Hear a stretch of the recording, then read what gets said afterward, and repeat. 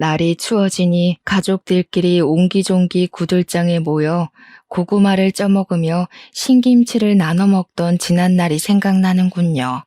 안녕들 하십니까?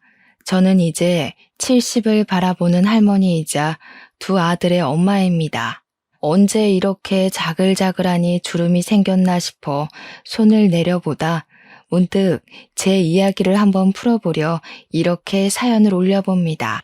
배움이 짧은 탓에 이야기가 두서없이 흘러가더라도 이해해 주시면 감사하겠습니다. 저는 고작 19살의 나이에 동네 오라버니와 연애를 하다가 덜컥 임신을 하게 되어 20살이 되자마자 누릴 것 누리지 못하고 아이를 낳아 시집을 오게 되었습니다. 물론 제 시절의 20살과 지금 20살의 누림의 차이는 컸지만 저는 고등학교도 제대로 졸업하지 못한 채 아이를 낳아 키워야 했습니다. 남편의 집안은 경기도 양주 일대의 땅을 30만 평이나 가진 어마무시한 땅부자였습니다. 제 속도 모르는 사람들이 저에게 시집 한번 기똥차게 잘 갔다고 이야기를 하곤 했지만 제 속은 썩어 문드러지는 줄 알았죠. 시댁이 정말 부잣집은 맞았습니다. 땅의 대부분이 농경지라 임대를 해주었고 농작물과 돈을 받았었더랬죠. 덕분에 배를 골아본 적은 없었던 것 같습니다. 땅 자체의 크기가 어마어마했기에 들어오는 돈도 당연히 꽤 큰 돈이었거든요. 1년치의 임대료를 연초에 받아 1년 내내 생활을 했는데 웬만한 사장님의 연봉보다 훨씬 더 많이 벌었다고 했어요. 그런 집안에서 우리 남편은 어려운 것 모르고 살아온 사람이었습니다. 거기다가 귀하디 귀한 3대 독자였으니 시모가 발에 상처 날까 초등학생 시절까지 업고 다녔다고 하더라고요. 그런 남편이 어디서 굴러먹다 왔는지 모를 계집애 하나를 데려와 아이를 가졌다고 하니 제가 마음에 들었을 리가 있겠습니까? 고등학교도 졸업하지 못하고 학교를 다니던 와중에 임신을 해버려 자퇴를 해야 했고 대학은 당연히 아이를 키우느라 꿈도 꾸지 못했습니다. 거기다가 제가 똑똑하고 공부를 잘했던 편도 아니었기에 시모는 매일같이 제 면전 앞에서 욕을 해댔습니다. 어떻게 만날 여자가 없어서 저런 모자란 아이를 만나 덜컥 임신까지 시켜 집에 데리고 들어오냐고 제 가슴을 후벼 파셨죠. 우리 시모 또한 어린 나이에 땅 부잣집 아들에게 시집 온 터라 저와 나이 차이도 얼마 나지 않았으니 더 못 살게 구셨습니다. 제가 첫 아이를 낳았을 때가 20살이었는데 그때 우리 시모의 나이가 고작 45살이었으니까요. 45에 할머니 된 게 억울하다 저를 꼬집으셨지만 제 첫 아이가 아들이었기에 출산 후에는 어느 정도 너그러워지기도 했습니다. 물론 예전만치 미워하지 않았다는 뜻이지 시집살이를 그만두었다는 이야기는 아닙니다. 요즘처럼 문명이 발달하고 기계가 모든 걸 해주는 세상이 아니다 보니 시집살이가 참으로 고되고 힘들었습니다. 한겨울에 우물가에 가서 꽝꽝 얼어붙은 물을 길러오라는 것부터 시작해서 빨래는 두드려야 살아난다고 하루 종일 방망이질을 하게 만들기도 하셨습니다. 일정하게 두드려야 옷이 쫙쫙 펴진다고 옆에서 뜨뜻한 둥글레차를 드시며 제가 방망이질하는 걸 1초도 놓치지 않고 살펴보셨죠. 그냥 괴롭히고 싶어서 안달이 난 사람처럼 구셨는데 얼마나 시간을 쪼개서 괴롭히셨으면 제가 낳은 아들마저 제대로 돌보지 못하게 하셨습니다. 제가 출산을 하고 모유가 말라 제대로 나오지 않았었거든요. 저에게 젖 하나 제대로 돌지 않는 계집애가 어디 어미랍시고 설치고 다니냐고 혼쭐을 내셨습니다. 아이에게 모유만큼 좋은 게 없다면서 옆 마을까지 아이를 안고 걸어가 젖 동량을 시키기도 했습니다. 제가 낳은 아이가 다른 산모에게 안겨 모유를 받아먹고 있는 게 얼마나 서럽고 비참하던지 그때라고 분유가 없었던 시절도 아니었습니다. 저는 연달아 아이를 임신하게 되었고 둘째를 연년생으로 출산하였는데 아들을 낳았습니다. 떡두꺼비 같은 아들 둘을 낳자 시모는 그제야 저를 며느리로 인정을 해주었습니다. 그전까지는 거의 집안에서 일하는 식모 수준이었는데 가족으로 인정은 해주신 거였죠. 그렇다고 저를 예뻐해 주셨다는 이야기는 아니고 그냥 밥 먹을 때 겸상 정도는 하게 해주신 수준이었습니다. 그전까지 저는 부엌에서 식구들의 밥을 챙긴 뒤 쭈그려 앉아 쌀밥에 김치를 얹어 먹는 수준으로 밥을 먹었거든요. 굶기지 않는 걸 고맙게 여기라며 시모는 항상 저에게 그 정도 처우가 딱 저에게 어울린다고 하셨었죠. 제가 이렇게 구박을 받는 동안 우리 남편은 어디서 뭐 했는지 궁금하시죠? 우리 남편은 말 그대로 백수한량이었습니다. 집안에 돈이 넘치니 일을 해야겠다는 생각이 전혀 없었고 출세에 대한 욕심 자체가 없었습니다. 시모는 남편에게 나중에 나 죽으면 이 땅이 전부 네 땅이 되는 거니 몸만 잘 챙기라고 토닥이셨습니다. 그런 남편은 항상 막걸리에 취해 있었고 바둑에 당구에 노름에 시댁에서 쥐어준 돈을 자식에게 쓸 생각은 하지 않고 저 노는데 다 쓰는 놈이었습니다. 연애를 할 당시 저는 학생이었기에 그런 놈팡이인 줄은 꿈에도 생각하지 못했죠. 저런 놈인 줄 알았으면 저도 진즉 피해 다니고 시집을 올 일도 없었을 겁니다.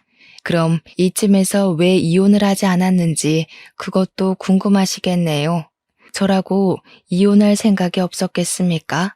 하지만 아들 둘 전부 시모가 끼고 사는 마당에 제가 맨몸으로 쫓겨나서 어디서 뭘 해먹고 산단 말입니까? 내 배로 낳은 자식을 두고 어찌 이 집을 떠나 혼자 살 수 있겠습니까? 거기다가 저는 용기조차 없는 바보였습니다. 시댁을 나가게 되면 돈 한 푼 없이 저를 어디 받아주는 곳도 없을 텐데 중학교만 겨우 졸업한 주제에 무슨 일을 해먹고 살겠습니까? 그냥 이 집에서 죽었구나 살았구나 그 정도만 생각하면서 사는 게 속 편한 일이라고 생각한 거죠. 제가 젖동량을 해가면서 집에서는 시모 비위를 하나하나 맞춰가면서 하라는 거 다 하고 밭일 도와주면서 먹고 살 때 남편은 바깥으로 나돌았습니다. 집에 붙어 있어도 깜깜한 사람이었지만 매일같이 바람을 피우며 지내니 제 속이 더 타들어가는 듯 했습니다. 어느 날은 다방 여자와 연문이 터지고 어느 날은 호프집 여자와 사랑 싸움을 하고 어느 날은 이발소 여자를 만나더군요. 동네 사람들이 수군수군 하다가 결국 돌고 돌아 제 귀에 들어오는 날이면 정말 하염없이 울었습니다. 처음에는 연분이 난 여자들의 머리채를 쥐어뜯기도 하고 집에서 바가지를 긁기도 했습니다. 하지만 시간이 지나고 이런 일이 반복되니 나중에는 포기를 하게 되더군요. 여자가 하도 많으니까 남편이 누구를 어디서 뭘 어떻게 하며 만나는지 궁금하지도 않을 정도였습니다. 제가 속이 터져라 치면서 울고 남편이랑 다툼을 하고 있으면 시모가 매번 참견을 해댔죠. 저한테 이 집에 시집와서 자란 게 아들 둘 낳은 거 말고 뭐가 있냐며 재주도 없고 학벌도 없고 그러니 남편이 바깥에서 바람이나 피우는 게 아니겠냐고 제 탓을 하셨죠. 솔직히 바람 피운 사람이 잘못이지 제 잘못은 아니잖아요. 하지만 시모는 모조리 제 탓을 하며 저를 무시하고 멸시했습니다. 아무것도 모르는 우리 아들 둘을 데리고 도망을 칠까 숨어버릴까 고민하기를 3년. 결국 일이 터지고 말았습니다. 남편이 글쎄 이발소에서 일하던 여자랑 눈이 맞아 둘이 여행을 가다가 큰 사고를 당하고 만 것이었죠.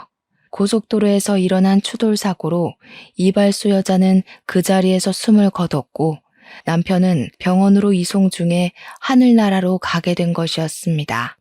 그때 우리 아들들의 나이가 고작 7살, 6살이었습니다. 제 나이가 30도 되지 않아서 원치 않던 과부가 되고 만 것이었습니다. 장례식장에 찾아온 손님들이 저를 보고 얼마나 불쌍하게 생각하던지 가정에 관심이 전혀 없었던 남편이었지만 제 나름대로 의지하고 지냈던 부분이 있었는지 서글프더군요. 하지만 서글픈 마음과는 반대로 눈물은 전혀 나오지 않았습니다. 죽은 내연녀가 남편의 빈소 옆 호실에 자리하고 있었기 때문이었습니다. 죽어서까지도 나란히 누워 장례를 치르게 되었으니 그들은 행복했을지 모르겠지만 저는 속이 답답하고 죄어오는 것 같았습니다. 제 인생이 이리도 시궁창이구나 서글프구나 하면서 울지도 못하고 아무것도 모르는 아들들을 끌어안고 있었습니다. 하지만 우리 시모에게는 유일한 아들이었고 허망하게 가버린 것이 사무쳤나 봅니다. 모든 분노를 저에게 다 쏟아부었고 장례식장에서 일하는 사람들까지 모조리 우리 시모를 말려야만 했습니다.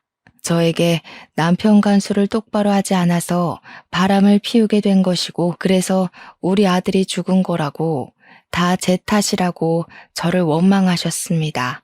말로만 원망한 것이 아니라 주먹을 휘두르면서 저를 정말 쥐잡듯이 잡으셨어요. 남편이 불륜을 저지르다 죽은 것도 억울한데 모든 게 다 제 탓이라고 하니 얼마나 어이가 없었겠습니까? 장례식이 끝날 때까지 저는 눈물 한 방울도 흘리지 못하고 그 모든 원망을 감내해야 했습니다. 그런 제 속도 모르고 시모는 저에게 독한 년이라고 손가락질을 하셨습니다. 남편이 그리 떠나고 난 뒤 시댁에는 시모와 저 그리고 아들 둘만 남게 되었습니다. 이제 이 집과의 연줄도 여기서 끝이고 떠나야 하는구나 하고 생각을 하면서도 저는 망부석처럼 그 집을 떠나지 못했습니다. 시모는 제가 도망이라도 갈 것이라 생각을 했는지 제 아들 둘을 볼모로 잡고 저를 끝까지 붙들었습니다. 우리 시모가 땅 부자다 보니 재력이 어마어마하지 않았겠습니까? 저에게 어느 날은 그런 소리를 하시더라고요. 돈도 없이 내 손주들 데려다가 고생시키고 공부도 못 시키고 할 거면 손주들은 두고 몸만 나가라고요. 돈 없이 살 수 있는 세상이 아니니 돈 있는 자기 옆에 찰싹 붙어서 콩고물 떨어지기만 기다리며 살라고 딱 잘라 이야기를 했습니다. 그때 우리 시모의 나이가 고작 52이었습니다. 저는 시모의 그 말에 화가 나서 시집 온 이후 처음으로 시모에게 큰 소리를 내며 대들었습니다. 어머니께서 저를 이렇게나 못 살게 굴고 한시라도 쉬는 꼴을 못 보겠다며 일을 시키는데 지금 콩고물 타령을 하세요? 제가 악에 받쳐서 고래고래 소리를 지르고 화를 내니 시모도 순간 놀라셨는지 숨을 헉 하고 들이키시더군요. 저 망하려니 하면서 손가락질을 하고 같이 소리를 지르셨습니다. 그때 7살 된 우리 아들이 시모의 소매자락을 쥐고는 우리 엄마 괴롭히지 말라며 엉엉 울었습니다. 할머니는 악마야. 우리 엄마를 괴롭히고 그래. 할머니 싫어. 미워하면서 울자 시모는 충격을 받은 듯한 얼굴을 하셨죠. 그 소리에 아이의 손을 뿌리치고는 방에 틀어박혀서 한동안 나오지 않으셨습니다. 저는 우리 아들들까지 모두 시모의 눈밖에 날까봐 두려웠지만 우리 아들들 키우는 데 들어가는 돈은 아낌없이 주셨다는 건 감사하더군요. 그날 이후 시모의 괴롭힘은 눈에 띄게 줄어들었습니다. 시모가 저에게 잔소리를 하려고 하면 첫째 아들이 달려나와 우리 엄마 괴롭히지 말라고 소리를 질렀거든요. 아들들이 한 해 두 해 나이를 먹고 커갈수록 시모가 저에게 행했던 일이 부당하다는 걸 알게 되었고 아들들은 참지 않았습니다. 일찌감치 철이 들어 항상 저에게 우리 엄마 고생 절대로 안 시킬 거라고 행복하게 해주겠다고 노래를 불렀습니다. 엄마가 평생 손에 물 안 묻히고 살 수 있게 성공할 거라고 둘 다 눈에 불을 켜고 코피를 쏟으며 공부를 했습니다. 사춘기 때도 저에게 반항 한 번 하지 않았고 시모가 트집을 잡을 때마다 악착같이 저를 지켜낸 두 아들이었습니다. 오죽하면 시모가 자기는 아들이 없어서 서러워 죽겠다고 울고불고 할 정도였습니다. 그렇게 시간이 흘러 양주 시골 자락에서 공부를 열심히 한 우리 아들은 소위 말하는 명문대에 진학을 하게 되었습니다. 그것도 아주 우수한 성적으로 아들 둘 모두 법대에 진학을 했고요. 평생 오지 않을 것 같았던 군대를 가는 순간까지 맞이하게 되었죠. 군대에서도 혹여나 시모가 저를 괴롭힐까 휴가를 나오면 집을 떠나지 않는 효자들이었습니다. 속이 깊고 다정한 우리 아들들을 보면서 제가 얼마나 하늘에 감사했는지 모르겠습니다. 기구한 인생을 살 운명일지 몰라도 자식 복 하나는 대단하구나 하고 감사 기도를 올리곤 했습니다. 우리 아들들 모두 고시 준비에 돌입하게 되었고 서울에 가서 공부를 시켜주겠다고 했으나 아무것도 없는 시골이 공부하기 딱 좋다고 하더군요. 방 한 칸씩 차지하고 공부를 한 결과 길지 않은 시간에 합격을 하여 첫째 아들은 판사가 되었고 둘째 아들은 변호사가 되었습니다. 합격을 한 날 마을 잔치를 열 정도로 시모가 좋아했었죠. 저는 그때부터 팔자가 피었구나 하고 생각을 하게 되었습니다. 우리 아들들이 무던히 노력을 하여 한 자리씩 맡았을 때 제 나이가 고작 50밖에 먹지 않았으니 저도 이제 쉼을 가질 수 있겠구나 싶었던 거죠. 그때 우리 시모의 나이가 75이었고 노친네도 성격 많이 죽었구나, 한풀 꺾였구나 싶었을 때였으니까요. 우리 시모의 양주 땅이 당시에 30만 평 정도였는데 그 땅 임대값으로는 아들들의 대학 등록금이나 고시 공부를 지원해주기 어려웠는데요. 뭐든지 최고급으로 가장 비싸고 좋은 걸로 해줘야 한다는 시모의 입김 때문이었습니다. 그렇게 땅을 조금씩 팔아가며 아들들 뒷바라지며 생활이며 하고 있었는데 어느 날 시모가 사기꾼의 꼬드김에 넘어갔어요. 더 좋은 땅이 나왔다는 마을 이장님의 감언이설에 홀라당 속아서 그 농경지를 팔고 다른 땅을 사게 된 것이었습니다. 그런데 알고 보니까 그 새로 산 땅이 그린벨트라는 것에 묶여있는 말도 안 되는 험지 수준의 땅이었던 거죠. 마을 이장님이 그 동네 토박이었고 신임도 두터웠던 분위기에 마을 사람들 몇 명이 그 꼬드김에 넘어간 것이었습니다. 모든 사실을 알았을 때는 이미 이장님이 야반도주를 마친 후였던 것이었죠. 이장님네 아들이 노름에 미쳐서 집안을 홀라당 해먹었고 그 돈을 메꾸기 위해 마을 사람들을 상대로 사기를 친 뒤 나른 것이었습니다. 우리 시모는 아주 비싼 값을 치르고 쓸데없는 쓰레기 땅을 가지게 된 것입니다. 다행인 건 하늘이 무너져도 솟아날 구멍이 있다고 아들들이 그동안 번듯하게 자리를 잡았기에 생활비를 보태주기로 한 것이었죠. 완벽하게 반대의 상황이 되어버린 것입니다. 시모가 돈으로 저를 올가매고 있었는데 이제는 제가 시모를 책임지고 생활을 해야 하는 지경이 된 거죠. 저에게 돈이 생기니까 시모는 어느 날부터 제 눈치를 보면서 빌빌 기기 시작했습니다. 제 마음이 얼마나 통쾌했겠습니까? 지난 시간 모두 보상받는 듯한 기분이 들긴 했습니다. 하지만 그것도 아주 잠깐이었죠. 제 심성 자체가 못돼 처먹질 못해서 시모에게 제가 당한 만큼 모질게 굴 수가 없더라고요. 그냥 예전처럼 시모의 잔소리, 핀잔, 투정을 받아주고 돌보며 어느 날은 두런두런 이야기도 나누고 그렇게 서로를 벗삼아 지내고 있었습니다. 시모가 육포를 참 좋아하셨거든요. 육포가 먹고 싶다고 입맛을 다지면 시장에 나가 우둔살을 사왔죠.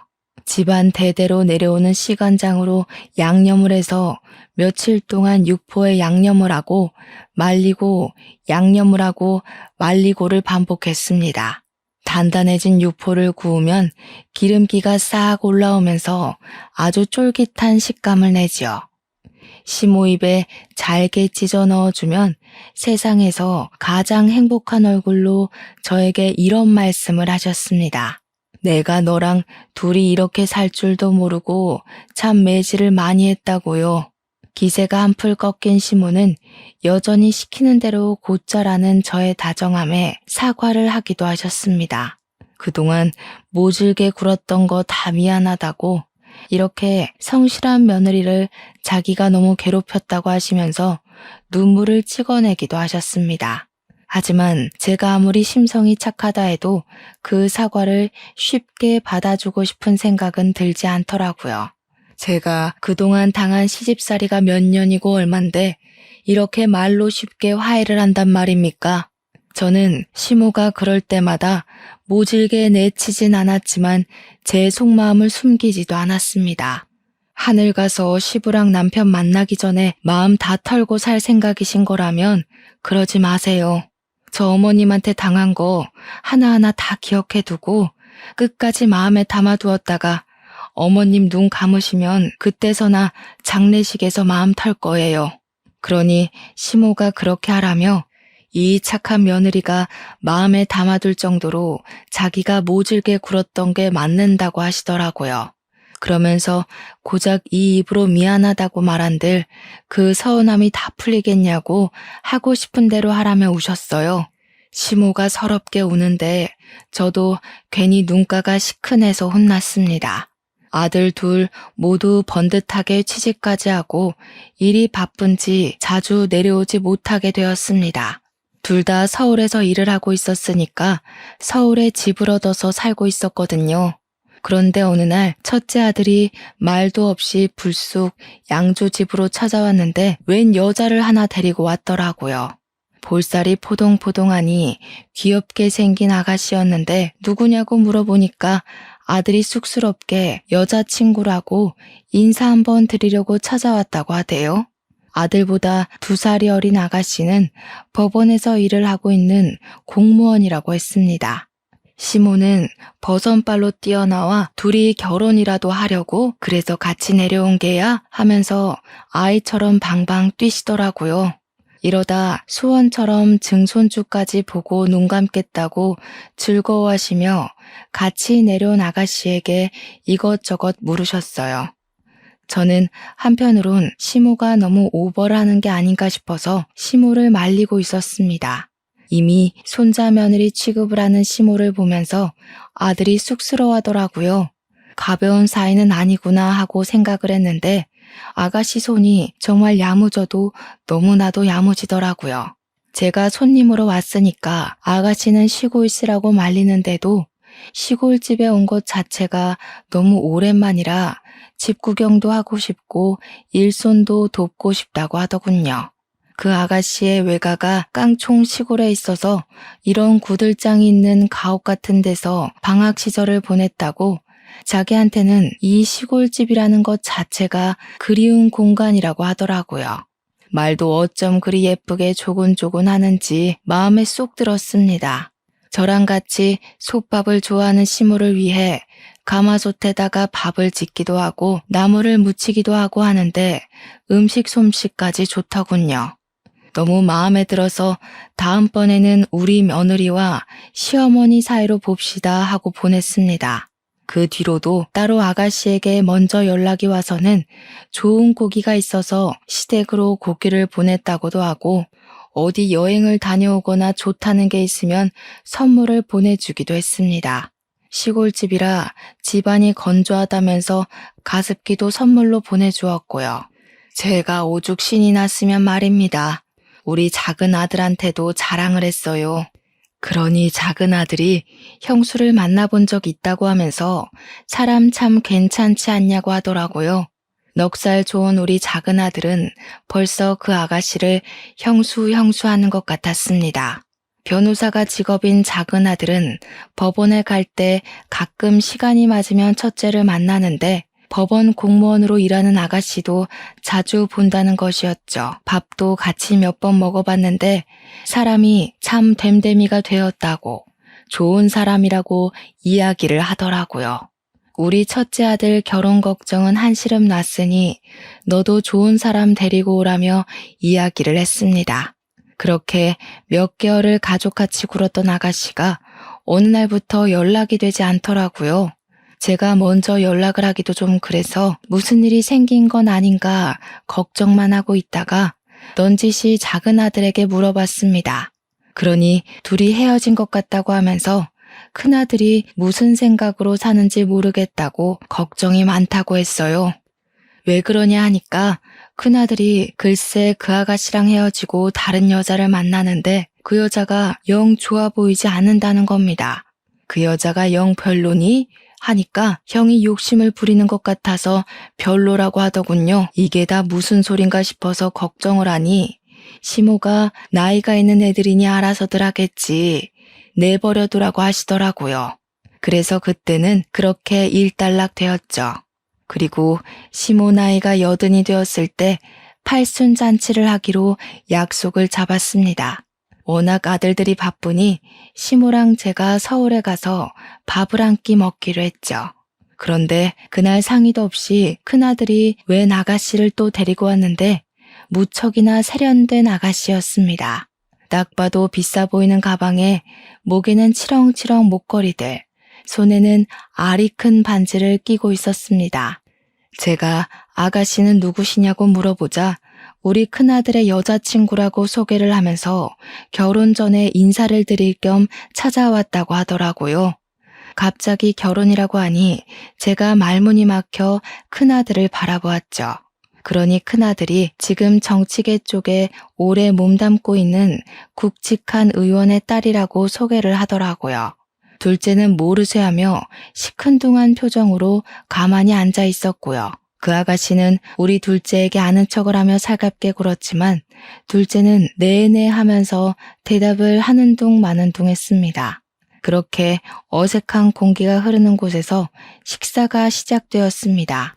우리 시모가 아무래도 비싼 호텔 밥을 먹어본 일이 없어서 그런지 스테이크를 썼는데 잘 못 썰고 허둥거리시길래 제가 좀 도와드렸습니다. 그러니 빤히 보고 있던 그 아가씨가 비웃음 섞인 목소리로 이야기를 하더군요. 어머, 이런데 자주 안 와보셨나 봐요. 우리 할머니는 돌아가시기 직전까지 스테이크 엄청 잘 써셨는데. 그러니 우리 시모가 자기가 이런 걸 언제 먹어나 봤겠냐며 주눅 들어 계시더라고요.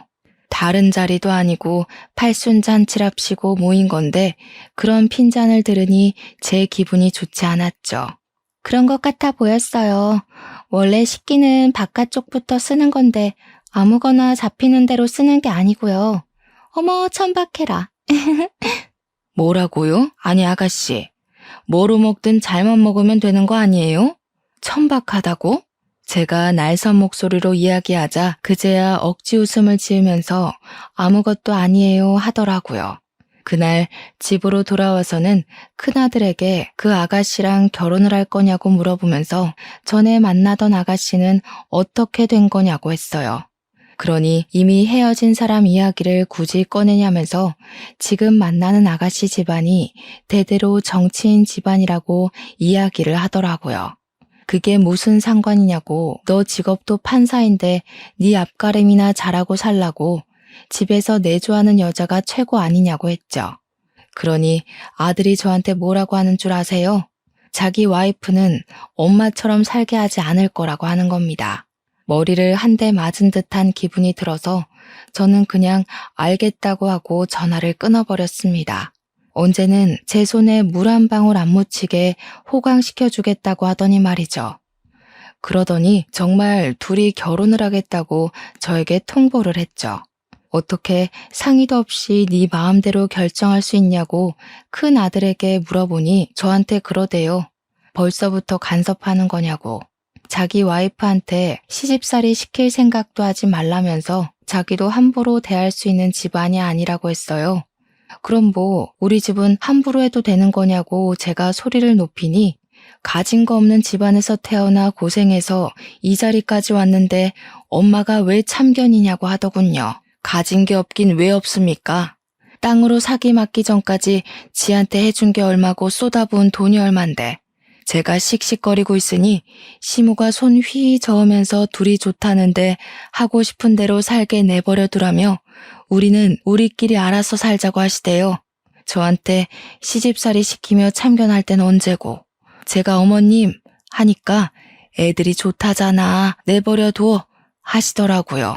아들한테 잔소리도 못하냐고 하니까 저한테 너도 나중에 장례식까지 가서 원 안 사고 싶지 않으면 가만히 있으라대요. 제가 예전에 했던 말을 기억하시고 이야기하시는데 저한텐 그리 모질게 굴었으면서 손자 며느리한테는 꼼짝도 못하더라고요. 마음대로 하라고 아들에게 말할 수밖에 없었죠. 결혼식도 둘이 알아서 다 정한 다음에 저한테는 통보를 하더라고요. 그래서 제가 아들한테 상견례도 없이 뭐 하는 거냐 하니 상견례 자리를 해봐야 급이 맞지 않아서 쪽팔리기만 할 것 같대요. 고급스러운 음식 하나 제대로 먹을 줄 모르는 사람들이랑 가서 무슨 이야기를 하겠냐고 하대요. 처갓집에서 준 돈으로 식 올리고 사는 건데 돈 한 푼 보태준 거 없으니 참견하지 말라는 소리까지 하더라고요. 아무리 출세욕에 눈이 멀어도 그렇지 우리 첫째 아들이 왜 저렇게 변했나 이해가 안 가더라고요. 작은 아들한테 전화해서 하소연을 하니까 형이 아무래도 욕심에 눈이 먼 것 같다고 판사직도 그만둔다고 하대요. 정치인 사위 된다고 정치판에 끼어들 거라고 말하고 다닌다며 이미 법원에도 소문 쫙 났다고요. 영향력 있는 정치인 장인이 사위를 밀어주겠다고 공공연하게 이야기를 하고 다닌다고 했습니다. 원래 만나던 여자랑 헤어진 것도 지금 형수가 큰 아들한테 반해서 정치인 시켜주겠다고 꼬셔서 넘어간 거라고 했죠. 제 큰아들이 그런 놈이었다는 게 참 믿기지도 않고 어이도 없었죠. 시모는 모든 이야기를 다 듣고도 아무 소리 안 하더라고요. 아무튼 우리 큰아들 나이 36살에 결혼을 하게 되었습니다. 시모는 81살의 나이에도 결혼식에 참석해서 정정함을 내보였는데 제가 손님들 맞이하는 사이에 화장실을 가셨다가 크게 넘어지셨어요. 뼈가 부러지거나 하진 않았는데 엉덩이에 시퍼렇게 멍이 들 정도로 크게 넘어지신 거죠. 제가 놀란 와중에 어떤 아가씨가 시모를 부축해서 오더니 이리저리 살피더라고요. 시모가 말하길 크게 넘어져서 움직이지도 못하고 있는 걸 이 아가씨가 도와줬다고 하길래 고맙다고 인사를 드리는데 우리 작은 아들이 오더라고요. 이미 벌써 인사했어? 하면서 살갑게 굴길래 뭐지? 하는 사이 자기 여자친구라고 소개를 시켜주었습니다. 같은 로펌에 다니고 있는 변호사라고 하면서 인사를 하는데 예쁘장하게 생겨서는 꼼꼼하게 우리 시모를 살피더라고요. 큰며느리랑 큰아들은 처가댁 손님들한테 인사한답시고 우리는 쳐다보지도 않고 있는데 말이죠. 저는 며느리가 생기면 절대로 시집살이를 시키지 않겠다고 예전부터 마음을 먹고 있었습니다. 아무래도 당한 게 있으니 그런 생각을 하게 된 것인데 아예 그럴 기회조차 없을 줄은 몰랐습니다. 큰며느리가 명절이고 휴일이고 뭐 찾아와야 시집살이를 시키지 않겠습니까? 늘 바쁘다며 방문하기를 거절했죠. 정치인인 아버지를 따라다녀야 한다. 남편 내조하러 가야 한다 하면서 명절에도 코빼기를 비추지 않았습니다. 큰아들은 결혼식 이후에 판사직을 내려놓고 정치를 하겠다고 뛰어들어 사돈 양반 종노릇을 하고 있었고요. 돈 한 푼 못 벌면서 그 집에 기생하며 사는 꼴이 답답했죠. 제가 잔소리라도 할라 치면 나중에 정치인 되면 다 큰돈 버는 거라고 언제까지 판사직하며 살 수 없다며 큰돈 벌 수 있는 기회라고 했습니다. 반면 둘째랑 만나는 아가씨는 안부 전화도 자주 하고 명절에도 굳이 내려와서 저와 시모를 챙겼어요. 그 아가씨 덕에 양평에 있는 푸빌라도 가보고 바비큐도 해먹어봤죠. 둘째 아들도 시간이 얼마 지나지 않아 결혼을 했고 첫째네와는 다른 모습을 보여주었습니다. 85세의 시모를 일일이 보살피고 챙겨주었습니다. 오죽 예뻤으면 우리 시모가 땅 때문에 얼마 남지 않은 돈을 막 쥐어주기도 했어요. 신혼여행 가서 과자라도 사 먹으라고 300만 원을 주시는데 작은 아들도 놀래더군요. 큰 며느리에게는 돈 10,000원도 쥐어주신 적이 없었으니까요. 아들 둘이 다 결혼을 하고 나니까 더 비교가 되더라고요. 큰 며느리는 안부 전화 한 통 없는데 둘째 며느리는 시간만 생기면 양주로 오더라고요. 아무리 경기도라지만 서울에서 1시간 반은 와야 하고 시골이라 아무것도 없는데 말이죠. 저는 이 넓은 밭만 봐도 기분이 좋아요. 나중에 나이 먹으면 이런 집에서 살고 싶어요. 시골이 뭐가 좋으니? 나는 도시가 좋더라. 며느리야, 도시가 좋으냐? 그럼요. 도시에는 없는 게 없잖아요. 배달 음식도 시켜 먹고 백화점 구경도 하고 지하철도 걸어서 5분 10분이면 탈 수 있고 얼마나 좋아요? 그럼 너도 도시 가서 살거라. 그럼 어머님은요? 나는 요양원이나 들어가서 할머니들이랑 화투나 치면서 살지 뭐. 어머님, 내가 해준 밥 아니면 먹지도 않으면서 마음에도 없는 소리 잘하시네. 이런 장난을 칠 정도로 시모의 관계도 회복되었고 지금 생활에 안정감을 느끼며 살았습니다. 그렇게 1년의 시간을 더 보내고 며느리들이 둘 다 출산을 했는데 작은 며느리가 몸 회복해야 할 시간에 애 보여주고 싶다고 양주를 뻔질나게 오더라고요. 정작 우리 큰손주는 사진으로만 봤지 실제로 본 적이 없었고요. 우리 시모가 작은 며느리라면 껌뻑 죽을 만큼 예뻐했어요. 그러던 어느 날 우리 시모가 속아서 산 그린벨트 땅의 규제가 정권이 바뀌면서 풀리게 되었습니다. 거기다가 무슨 대기업에서 그쪽에 공장을 짓는다, 센터가 들어온다, 해외 무슨 가구점이 들어온다 하면서 땅값이 어마어마하게 올랐습니다. 우리 시모가 30만 평의 땅을 팔았을 때보다 훨씬 더 많이요. 각종 회사에서 우리 땅을 사고 싶다며 어떻게 알았는지 집까지 찾아왔어요.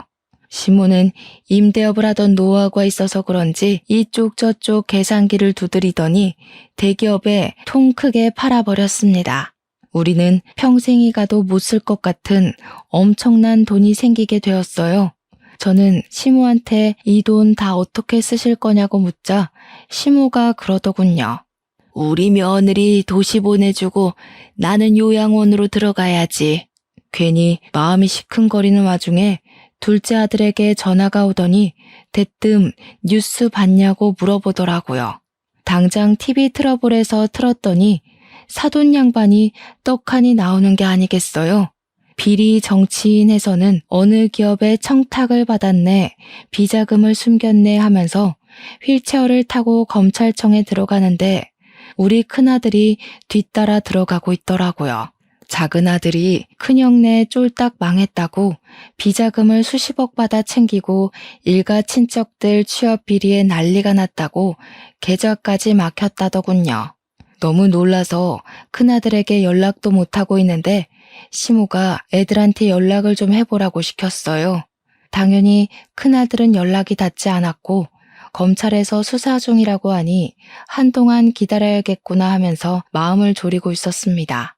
그렇게 한 일주일이라는 시간이 흘러 시모가 이제 더는 미룰 수 없다고 손주들에게 전화를 걸어보라고 하셨죠. 저는 생전 손주들 바쁜데 연락 자주 하지 말라며 핀잔을 주던 시모가 자꾸 연락을 해보라고 하니까 영 이상하기만 했습니다.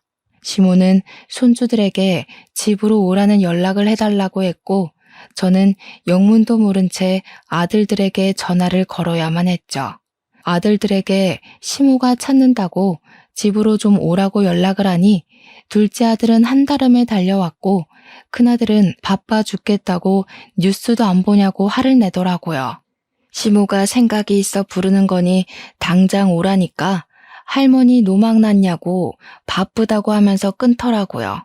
작은 아들이 도착한 뒤 시모가 다시 큰아들에게 전화해서는 바쁘다고 하니까 전화로 말하겠다고 했어요. 네 엄마가 도시 가서 살고 싶다고 하는데 네가 장남이고 하니 모시고 살도록 해라. 순간 작은 아들도 할머니 하고 저도 어머님 하고 불렀죠. 근데 큰아들이 내가 왜요? 그러더라고요. 네가 어릴 적에 네 엄마 호강시켜준다 안 했니? 나보고 나쁜 할머니라고 그랬잖아. 그러니까 네가 모시고 가서 살렴. 그게 도대체 언제적 일인데 아직까지 그 소리예요? 호강이고 나발이고 제 코가 석자니까 연락하지 마세요. 괜히 둘째 며느리 앞에서 못 볼 꼴 보인 것 같아서 민망했는데 둘째 아들이 냉큼 묻더라고요. 엄마, 진짜 도시 가서 살게? 그럼 잘 됐다. 우리랑 같이 살자. 그래요, 할머님. 할머님도 같이 가요. 생각보다 도시가 편리하기도 하고 좋은 것도 많이 있어요. 병원도 가깝고요. 교통도 편리하고요. 이제 나이도 많으신데 병원 가까운 데 사셔야죠. 둘째 아들과 둘째 며느리는 거절을 하려는 저에게 오히려 먼저 모시고 살 생각이 있었다고 이야기를 했어요. 언제까지 양주에서 사실 수 없지 않냐고 밭일도 오래 하셨으니 조금 더 시간이 지나면 분명 마디마디 안 아픈 곳이 없을 거라면서요. 의료기술이 발전했다고 하나 이런 시골에 좋은 장비가 없지 않냐고 저에게 도시로 가자고 하더라고요.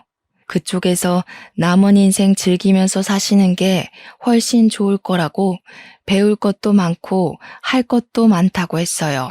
시모와 저는 평생 양주를 떠난 적이 없기에 솔직히 도시에 가는 게 두려운 마음도 있긴 했지만 설레기도 했습니다. 어릴 적 누리지 못한 저만의 시간을 가질 수 있다는 생각이 들어서 점차 도시 쪽으로 마음이 기울게 된 것이었거든요. 그런데 시모가 그러더라고요. 내가 그 시끄러운 도시에서 어떻게 살겠니? 요양원에서 조용히 또래 할머니들이랑 장난도 치고 싸움도 하고 그리 살다 갈란다. 어머님, 그러지 마시고 내가 해준 밥 먹으면서 끝까지 내 옆에서 살다가 가세요. 내가 호화로운 장례식까지 다 해줄게. 예, 며느리야. 내가 몇 년을 더 살 줄 알고 그런 소리를 하는 거야? 너 한 10년은 넘게 내 밥 차려야 할지도 모르는데? 10년이 뭐야.